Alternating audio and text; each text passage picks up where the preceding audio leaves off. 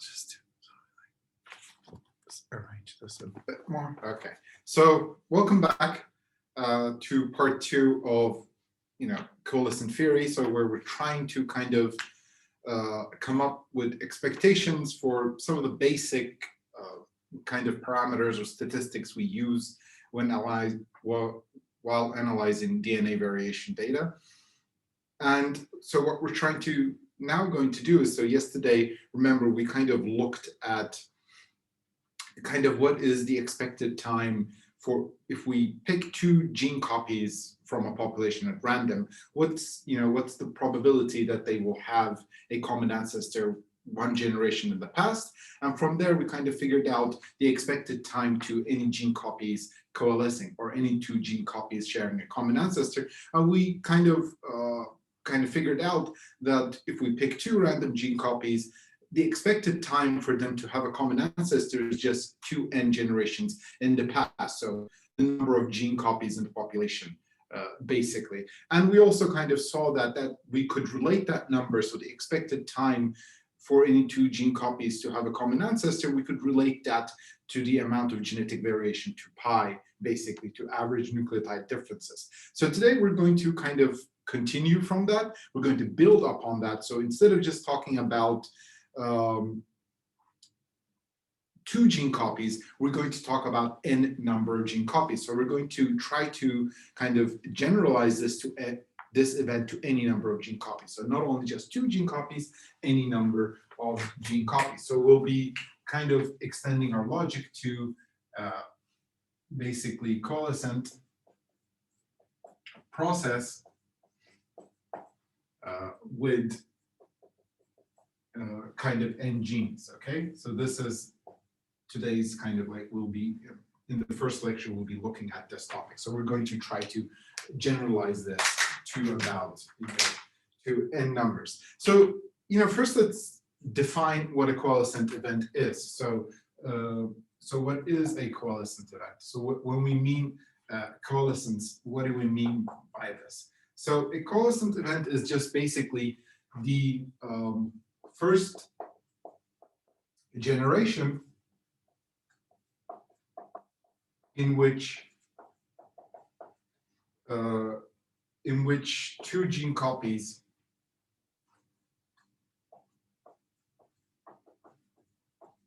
share a common ancestor.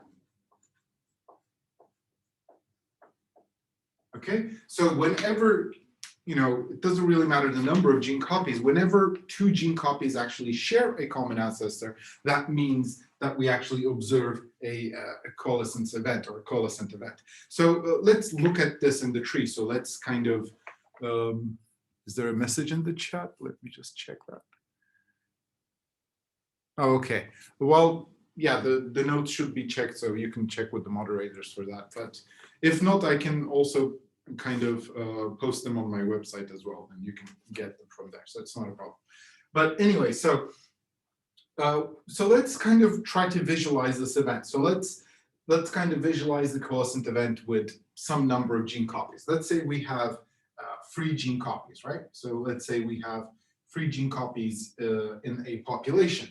Now we know that since these are gene copies, all of these, or basically DNA copies, all of these will have come from a common ancestor sometime in the past. So that means that any number of gene copies will have a genealogical relationship between them. And, one part of evolutionary theory is actually trying to figure out genealogical relationships, so ancestral descendant relationships between kind of gene copies. So any number of gene copies will have that kind of ancestral history, will have that kind of genealogical history. So let's assume, let's try to figure out one probable genealogical history. So any of these 2 gene copies will have derived from one ancestral gene copy. Let's say these 2 gene copies here, sometime in the past, had a common ancestor. Now, of course, we know from our previous kind of lecture that the probability of these 2 gene copies, having a common ancestor is roughly around 2n generations. So the expected time for these two gene copies to coalesce is going to be 2n generations, or the probability that they share the common ancestor the inverse of the probability that they shared a common ancestor one generation in the past.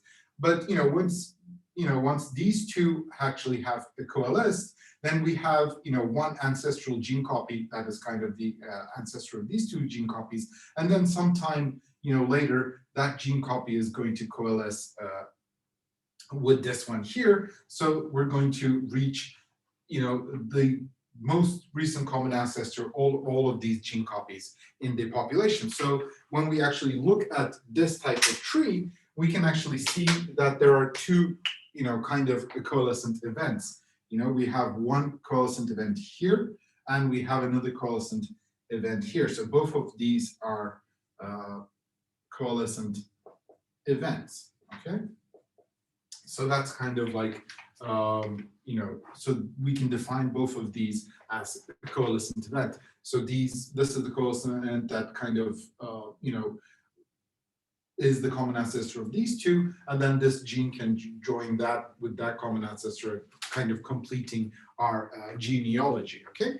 So again, so let's try to keep on continuing this logic. Now, before we were just, kind of comparing pairs of kind of gene copies, and we figured out the time, expected time for those two to coalesce. So let's ask another question. So what's the expected time to coalesce when we actually have free gene copies? So the question is, in this case, let's write that in kind of red. So we're asking instead of having two gene copies,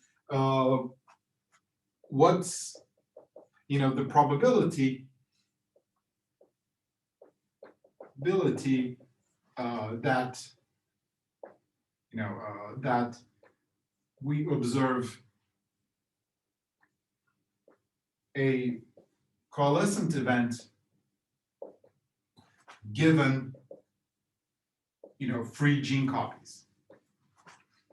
Okay, so this is kind of a different question than previously. So previously, remember, we just had two gene copies, and we were interested in what's the expected time to a coalescent event when we have two gene copies. Now we actually have three gene copies. So what's the what's the probability that we observe a coalescent event when we actually have free gene copies? So for example, we have, sorry about that.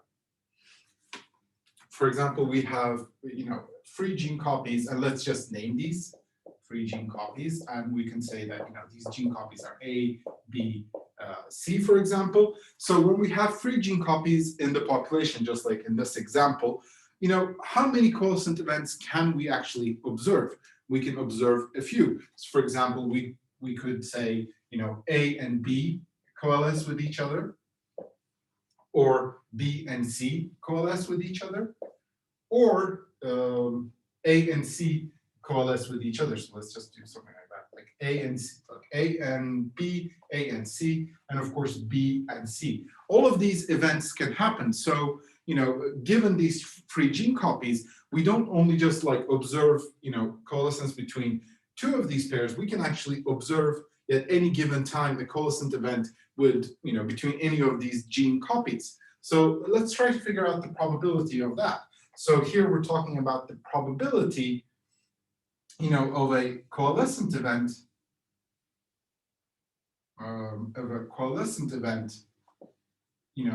so T minus one generation in the past. So we're asking the question, what's the probability that I observe a coalescent event one generation in the past given all of these gene copies? Well, we know the pairwise kind of probability of this, right? We know that the probability that these two gene copies will coalesce one generation in the past is actually 1/2n. So we, from yesterday's lecture, it's just the inverse of the number of gene copies in the population. And similarly, of course, the probability that not A and B, but A and C will actually coalesce one generation in the past is again 1/2n. And it's the same for BC. So the probability that these two gene copies, coalesce one generation in the past is again 1 over 2n, okay? So we know all of those individual probabilities. So again, what's the probability given gene copies that any of these will coalesce one generation in the past? Well, then we actually have to have a cumulative probability, right? And what is this? So when we actually look at this from a probabilistic kind of, if we look at this in a probabilistic way, look, A and B could coalesce first, or A and C could coalesce first, or B and C could coalesce first, but they can't all coalesce at the same time. So either this is going to happen, or this is going to happen, or this is going to happen first. First A and B is going to coalesce, then perhaps, if we can, look at it visually here, if we say these are A and B, perhaps A and B is going to coalesce first, and then their ancestor or their common ancestor is going to coalesce with C next, or maybe BC is going to first, and then A is going to. So again, this means that all of these events can't really happen at the same time. So we're actually thinking about OR. So when we actually have OR, so where this event can happen, or this event can happen, or this event can happen, to get the joint probability of that, we have to sum individual probabilities. So again, if we have 3 gene copies, the probability that any coalescent event will happen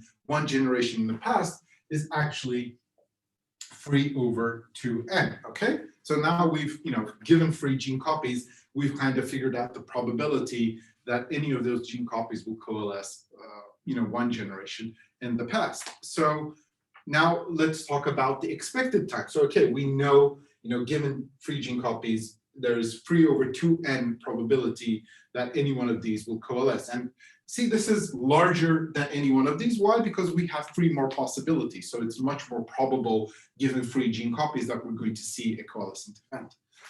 So what's the expected? So the next is, so what's the expected time to kind of the coalescent event?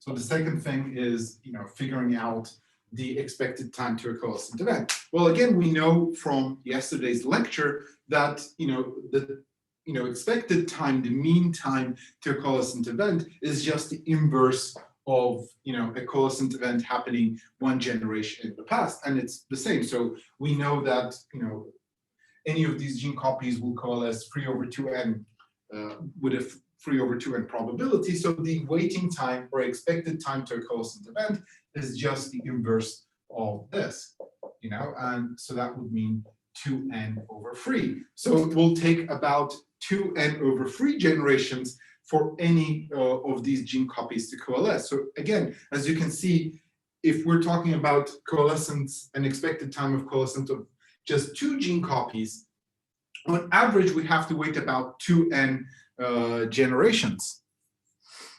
We have to wait about 2n generations. But when we're talking about, the waiting time for a coalescent event between any 3 gene copies, we actually have to wait less amount of time, because again, that kind of makes sense. We have more gene copies, so the probability that we're going to see a coalescent event is higher. So the expected time to wait for a coalescent event to happen is again going to be shorter. So all of this actually makes sense. But let's keep on going. So let's keep on building on this logic, and let's make things more complicated. So instead of doing this with 3 gene copies, let's kind of do this with 4 gene copies. So let's increase our number to 4 gene copies. Okay, and let's say this time we're A, B, C, and D.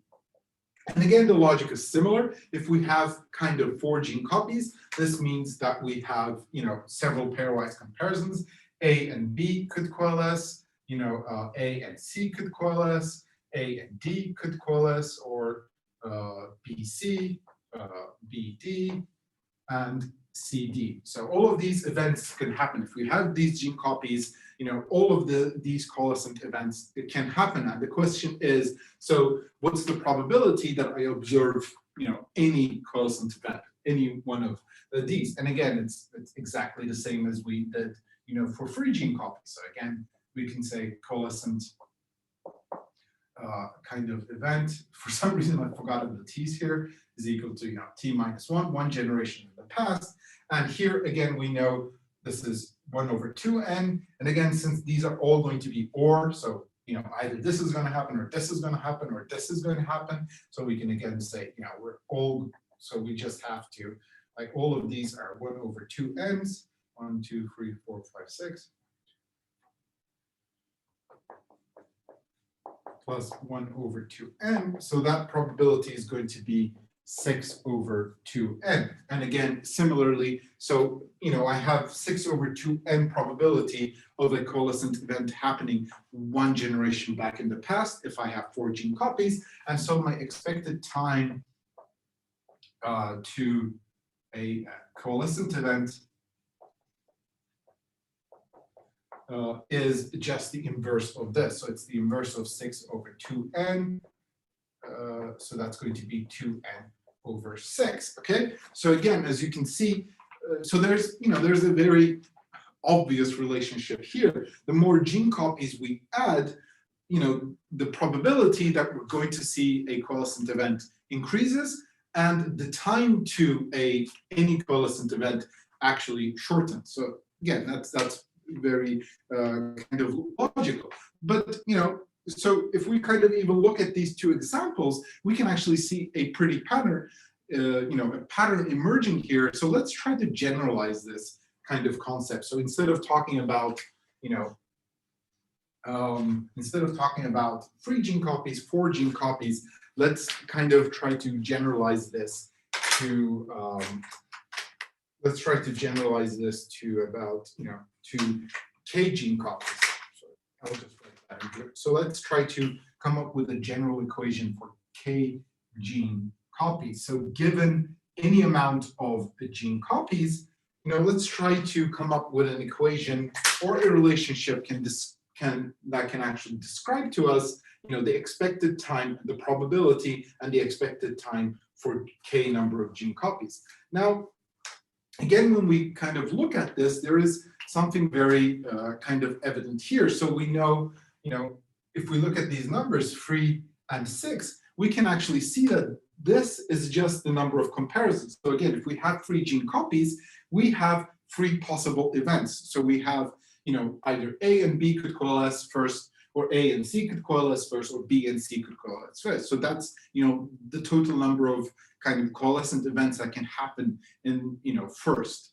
And if we look at with the 4 gene copies, again, this number here in the denominator is again the kind of number of possible events or number of comparisons that we can actually have when we have 4 gene copies. Again, you know, either A and B could coalesce, or A and C, A and D, B and C, B and D, or C and D. So again, this denominator here, so, you know, the numerator is the population size, basically, you know, the number of gene copies in the population, and the denominator is just basically the number of comparisons given a certain number of genes. So we can actually now kind of build up on this. So when we're dealing with k gene copies, we can actually say so that the probability of a, you know, coalescent event, you know, one generation in the past is actually, you know, the number of pairwise comparisons. So it doesn't really matter how many numbers we have. So the number of pairwise comparisons is k minus 1/2. So this actually means, you know, this is number of pairwise comparisons. Okay. And so that's kind of like the top part. And, you know, below we just have population size, or the number of gene copies in the population. And again, so the probability of, you know, or sorry, the expected, you know, time to coalescence, or a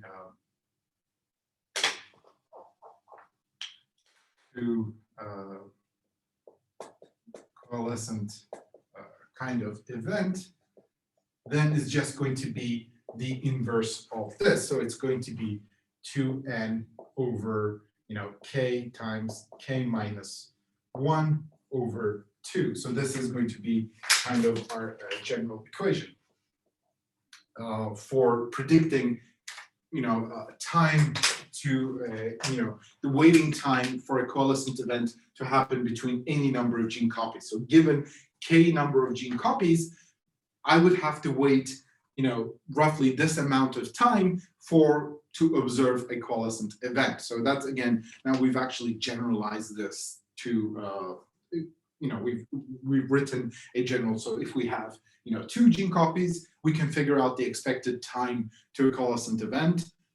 If we have, 100 gene copies, we can again kind of figure out how much we have to wait to observe a coalescent event. Okay, so this kind of general formula, and you can actually, switch this here. So that could be 4n over k times k minus 1 over 2. But the important thing here is this is the number of pairwise comparisons, and this is the population size, or the number of gene copies and the population. And again, the important thing to note is that the more and more gene copies we have, the lesser we have to wait for a coalescent event to happen. And as you will see, that's going to be pretty important later on. Okay. So I'm hoping everything is understood there. Okay, any questions so far?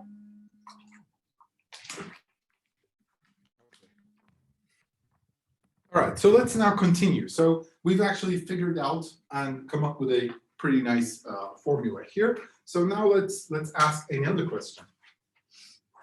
So I'm just erasing here. So now let's kind of ask another question, okay? So let's ask a different question. So here we found, the probability of a coalescent event, between any 2 gene copies given k genes, okay? So let's now ask another question. Let's say expected expected time to most recent common ancestor of n gene copies, okay? Now this is a little different than our first question, because in the first question we were asking, if I have 4 gene copies, what's the probability that I'm going to observe a coalescent event? Okay, here we're actually trying to figure out, and we know the expected time to that. We know the expected time to a coalescent event given k gene copies. But here we're asking the time to most recent common ancestor of all of those gene copies. Okay, so given k gene copies, I have to wait this amount of time to observe a coalescent event. But how much time do I have to wait, of course, in generations for all of these gene copies to coalesce? So let's try to figure this one out, and let's do this by using an example. So let's say we have 4 gene copies. Okay, so yeah, perhaps let's go a bit bigger so that you guys can see it more easily. So let's have like 4 gene copies. So say I have 4 gene copies, and we can say that these are A, B, C, and D, okay? So we have 4 gene copies. Now, any one of these 4 gene copies could coalesce first, right? Any of the kind of like A and B could coalesce, B and C, C and D, or B and D, C and A. So there's lots of coalescent events that can happen. But what do we know from kind of our previous kind of derivations, our simple logic? We know that we roughly have to wait about this amount of time for any one of these to coalesce. So let's just pick a random pair. Let's say the first coalescent event is between C and D. Now, how much time do we have to wait for this event to happen? Well, we know that, right? We know how much time we have to wait for kind of this event to happen. So let's just do something like this. Okay, that's kind of bad. Sorry about that. Let's do that more properly.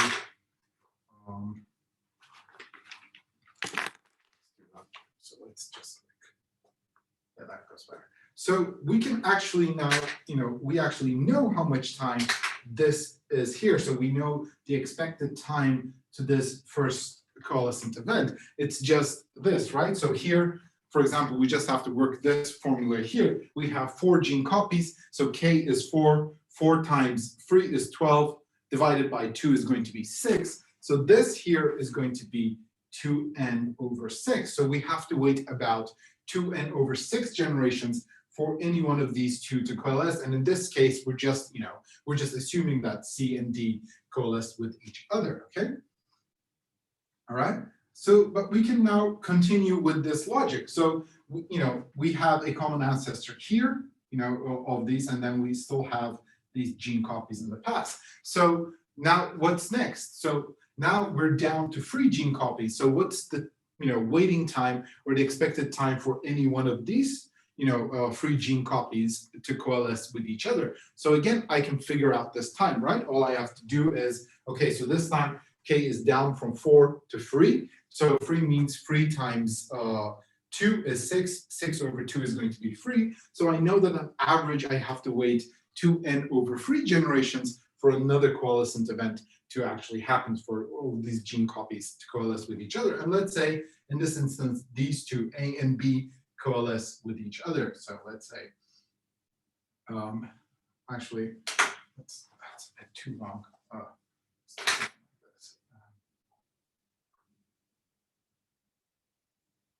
So here we can now do something like that. So we actually know this kind of waiting time. Okay, so here we actually know that this time this is 2n over 3. So it's kind of, and again, the important thing is if we have more gene copies, we're waiting for a shorter amount of time for a coalescent event to happen. As the number of gene copies decreases, the waiting time for a coalescent event is going to increase. And again, so now we're actually just down to 2 gene copies.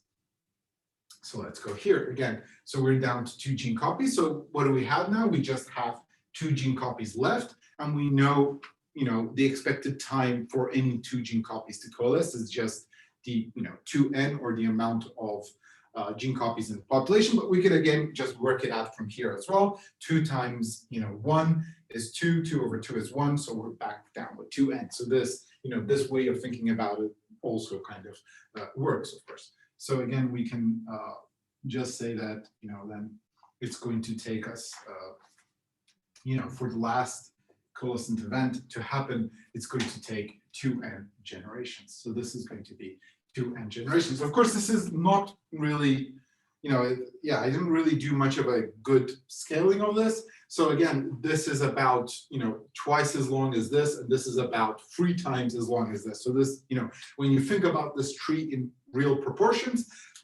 this length here, so these branch lengths here are about, they're about 3 times kind of longer than this. And, this whole thing is about, this is about twice as long as this, and this is about 3 times as long as this. So again, it's not really up to scale, but the important thing is, the more gene copies we have, the faster, any one of those 2 are going to coalesce with each other. And, as the number of gene copies are reduced, time between coalescent event actually starts increasing. But again, from here, from this very simple logic, now we can actually calculate, the expected time to most recent common ancestor of all of these gene copies. So what we actually have to do is very simple. So if we say expected, time to most recent common ancestor of 4 gene copies, of these 4 gene copies, let's kind of do this like this. I don't want to run out of space. So the expected, time to most recent common ancestor of 4, gene copies. So what is this? It's just basically the sum of all of this. So what I actually have to do is I have to, 2n plus 2n over 3 plus 2n over 6. So what else? I can just, bring this 2n out. So we could have 1 plus 1 over 3, 1 over 6. And this will roughly, this would be 2n, oops. This would be 2n times 1.5. So this would round up to about, not about, it would be 3n. And of course, the important thing to note is this is in generations. Okay, so when we're talking about time, so whenever we're dealing with coalescent theory, or we're dealing with trees, or we're dealing with time to most recent common ancestor gene copies, we're always talking in generations. So when we actually have 4 gene copies, it will roughly take us about 3 n generations for these 4 gene copies to reach their most recent common ancestor. Okay. All right, I hope that's kind of clear. So now let's again, increase this and let's see what actually happens. So we're going to be looking at more patterns. So instead of like doing this with, let's say, 4 gene copies, let's extend this kind of to a larger number of gene copies, and let's see what happens to the number of generations. Okay, so I'm just going to erase this very quickly. So we're going to do something very similar, but this time, instead of doing it with just 4 gene copies, let's try to do this with about 6 gene copies. So 1, 2, 3, 4, 5, 6. Okay, so again, if we have 6 gene copies, the logic is exactly the same. So the probability that any of these gene copies will coalesce is just basically going to be 2n, 6 times 5 over 2, that's going to be 15. So on average, we have to wait about, 2n over 15 generations for any one of these to coalesce. And let's say, let's say for the sake of argument that these 2 coalesce with each other. Now, we can figure out that time. That time is going to be 2n over, that time is going to be 2n over 15 generations, okay? So that's kind of like the waiting time for the first coalescent event to happen. Now we're down to 5 gene copies. So again, we can do, 5 times 4 is 20 over 2, that's going to be 10. So on average, we have to wait 2n over 10 generations for another coalescent event to actually happen. And let's say, this event here happens. So again, we can go like that, and we can say that the waiting time for this is 2n over 10 generations for the rest of these gene copies to coalesce with each other. And then again, now we're down to 1, 2, 3, 4 gene copies. So this is just the exact same of the event before, and let's kind of say that these 2 gene copies actually coalesced here. So let's and we know that time from our kind of previous that this here is 2n over 6 generations. Now we're kind of down to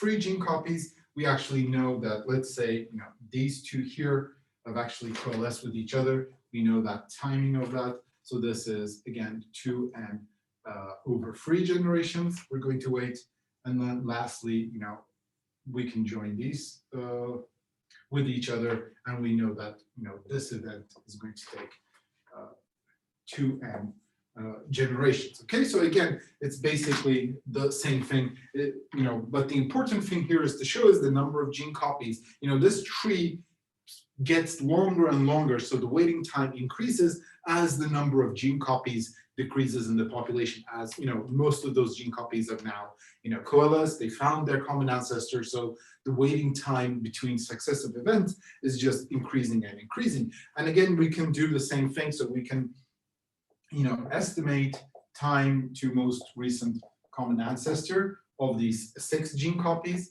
So again, that's similar, so that's 2n, we would just have to go 1 over 3 plus 1 over 6 plus 1 over 10 plus 1 over 15. And from here, we can actually say that this is 2n times 1.67, and this would lead us to 3.34n. So what's actually happened here? So what we're actually seeing is that as we increase the number of gene copies, the amount of time we have to actually wait to reach the common ancestor of all of those gene copies is actually increasing. Now, how far does it actually increase?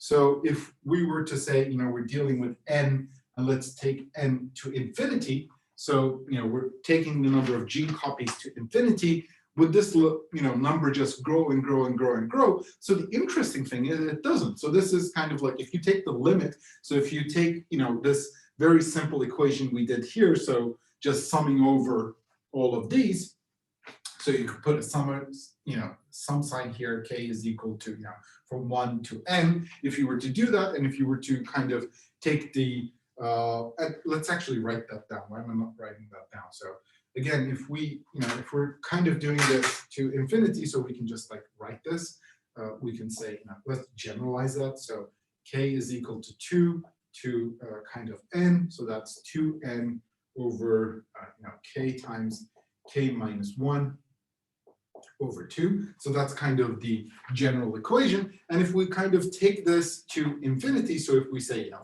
we're starting with k is equal to 2, because again, the first event is just like 2 gene copies coalescing from. So k to n, and if n is infinity, what actually happens to this number of generations? Well, the interesting thing is here that the expected time to most recent common ancestor doesn't actually go to infinity, but it plateaus around 4n. So this is kind of like a neat consequence of gene coalescence, or of this framework in general, because as the number of gene copies increases, this number doesn't just increase infinitely, it actually plateaus at 4n. Now, this kind of makes sense in this way, because the more and more gene copies we actually add, the first coalescent events is going to happen very quickly. The more gene copies we have, the shorter, again, we can actually see it here, the more gene copies we have, the much shorter it is for us to wait for a coalescent event to happen. So,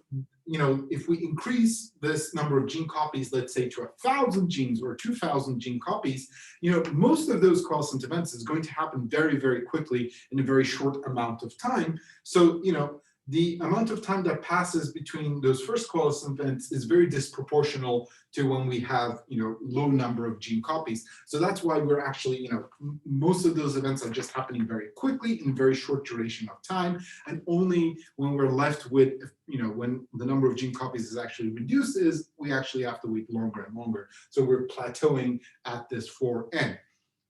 And, this is kind of also interesting, because now, we can actually figure out the expected time, for any population. Let's say, we have 100 gene copies.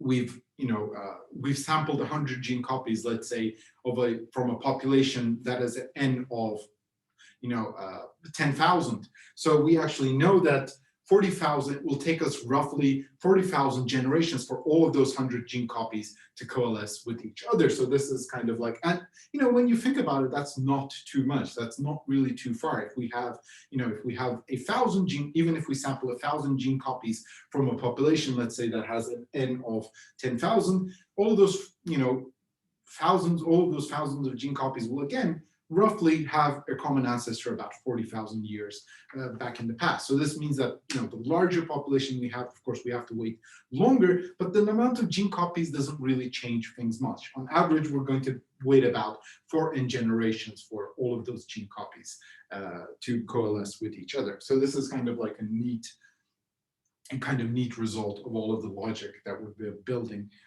so far. Okay, so I hope all of this is clear to you guys. Okay, any questions so far? How am I doing on time? Okay, so I have a little more time left, so let's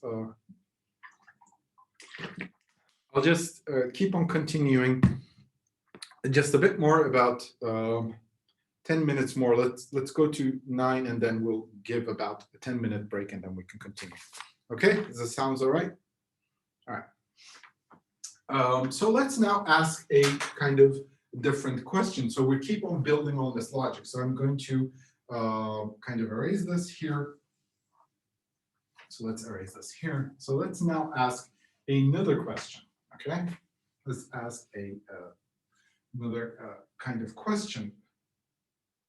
Yeah, actually, I didn't need to erase that, but anyways, okay.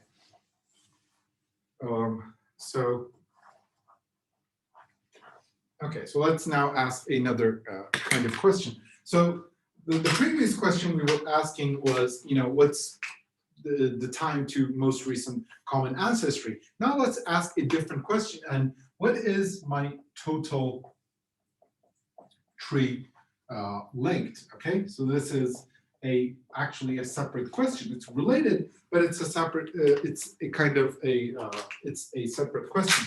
So let's look at it again. Let's look at an example with, let's say, 4 gene copies. So we have 1, 2, 3, 4 gene copies, and let's quickly build a relationship between these. So we can say, that coalesces and that one coalesces, and let's say lastly that coalesces with each other. Now again, from our previous knowledge, we can actually put a time to this. We know the expected time to each of these events. This is going to, we have to wait about 2n/6 generations. We have to wait about 2n/3 generations. And for this last event to happen, we have to wait about 2n generations, okay? So this, if we add all of these up, this will give us the time to most recent common ancestor. But when we're talking about total tree length, we're not just talking about the amount of time it takes to reach a common ancestor. We're actually talking about all of the number of generations within this tree, so all of those tree spaces. And that's not really captured by time to most recent common ancestor, because we have sub-branches here. So when we're actually talking about, so when we're talking about the question of here is, what is the total, kind of number of generations in this tree, okay? So when we're talking about total tree length, we're actually talking about the total number of generations within this tree. So we're, just to highlight this, so we're talking about, this region, this branch here, these branches here, these branches here. So we actually have to, come up with a way of summing over all of the branch space within this tree. And we can actually do this fairly easily, because we can actually see, for example, we know that we have to wait 2n/6 generations for the first coalescent event to happen. So we actually know in generations the waiting time or the length of each of these branches. So the length of these branches are 2n/6 generations, and we have 4 of these branches. So there's 4 of these kind of branches here. And actually, let's write that in a different color so it doesn't really get mixed up with the others.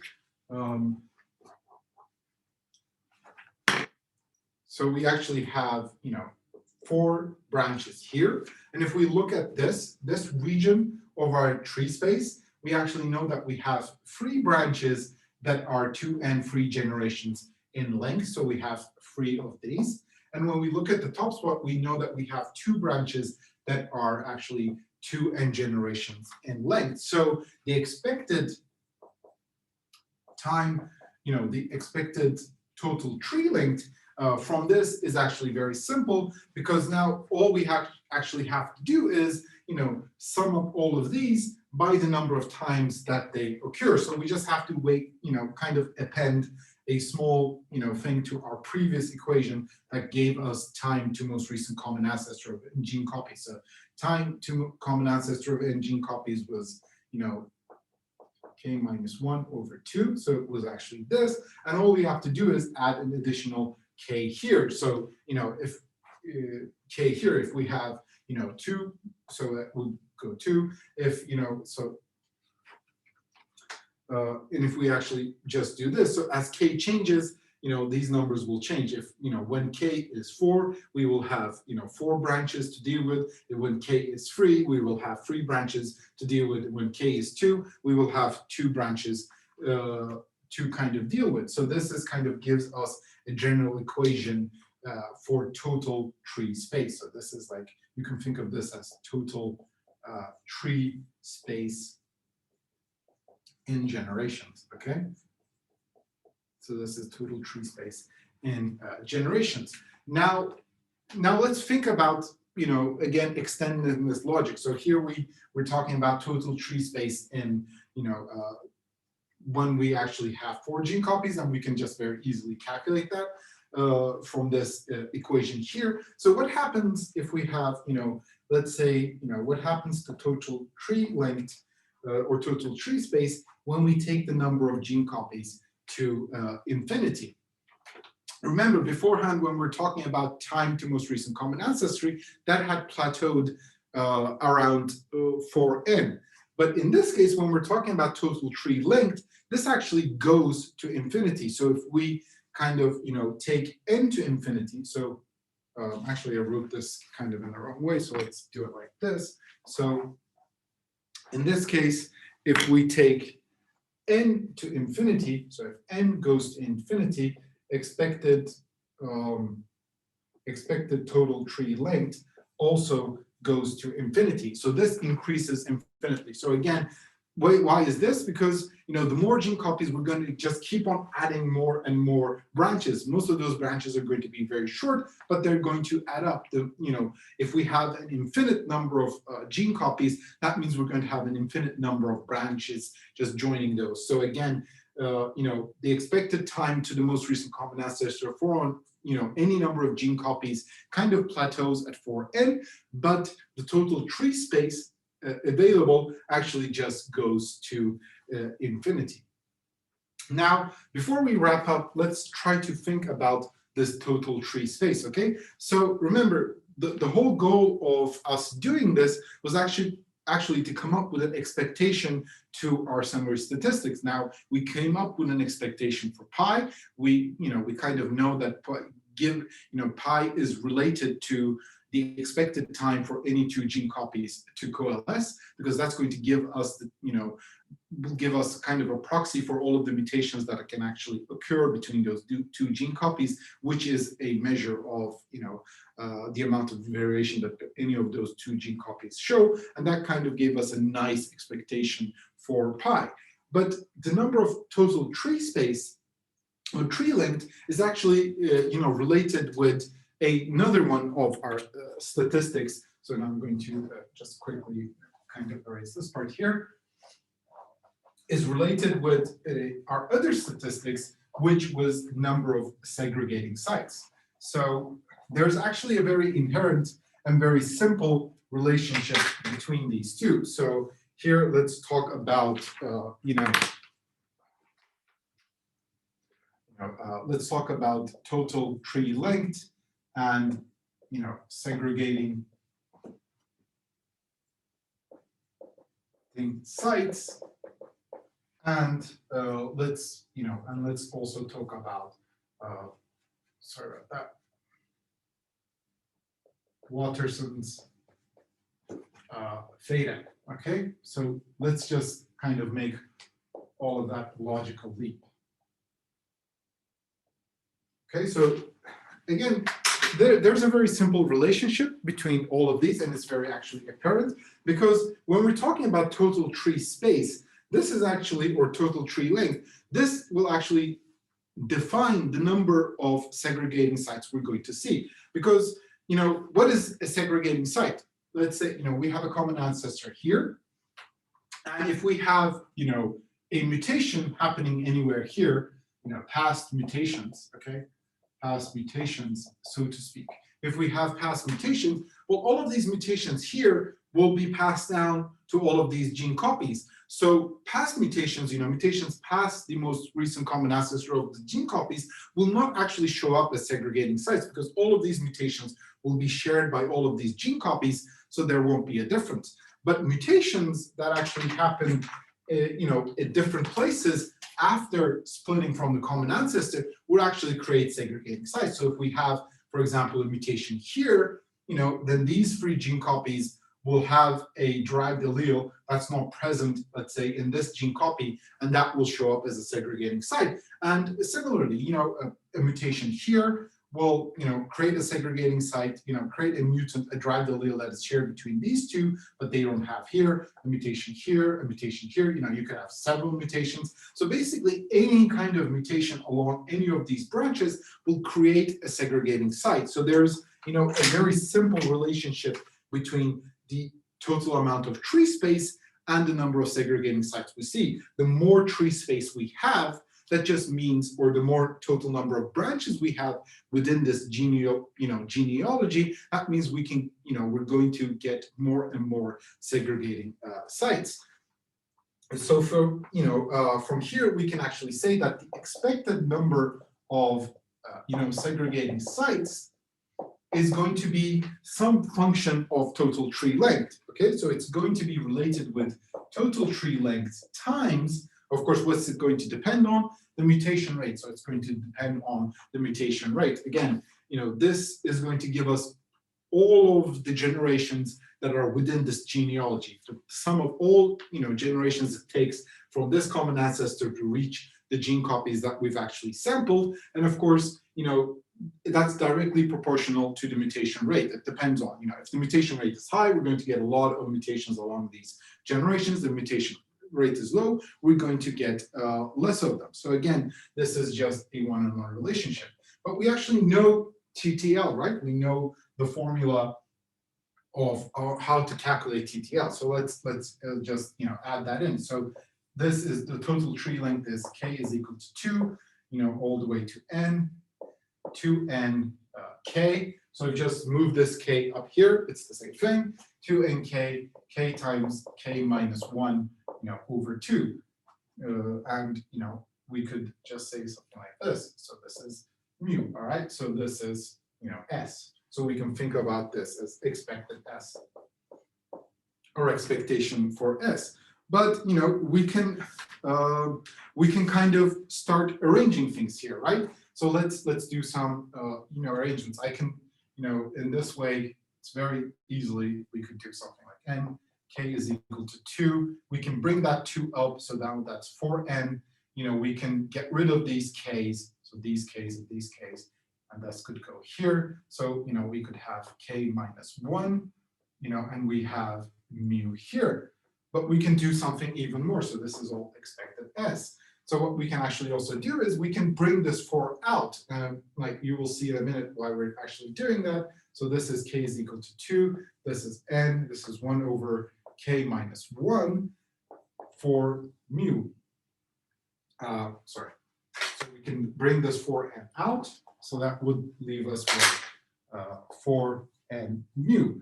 Now, again, we actually know this, right? So now we've actually come up with something very similar. We know that what this 4n mu is. This is theta, okay? So our, again, this is the total amount of, this is very related to the total amount of, this is the factor, and this is the equation that defines the total amount of variation that we see in a population. So all of a sudden, we've actually come up with a theta, and we can actually arrange this. So we can actually, kind of work for theta, and we can, and we can simplify this one more time. So we could go, minus 1 here. So we can just like add minus 1 and minus 1. So if we actually do that, we can, simplify this to, k is equal to 1 to n minus 1 over 1 over k times 4n mu. And this would again give us expectation for s.